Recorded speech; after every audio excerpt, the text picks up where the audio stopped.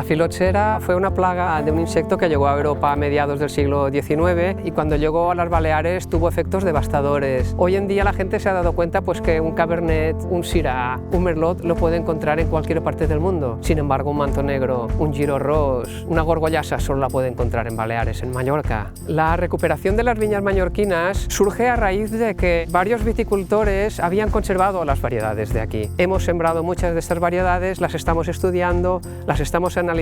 El tiempo de recuperación de estas variedades es largo. Si sumamos 4 años de trabajo de campo más 4 de burocracia, estamos hablando de 8 años. Cuando tenemos una cepa autóctona recuperada, lo que nos dan es el material vegetal a través de la consellería y nosotros hacemos una reproducción. Las variedades autóctonas están más adaptadas al clima y el manejo se nos simplifica bastante.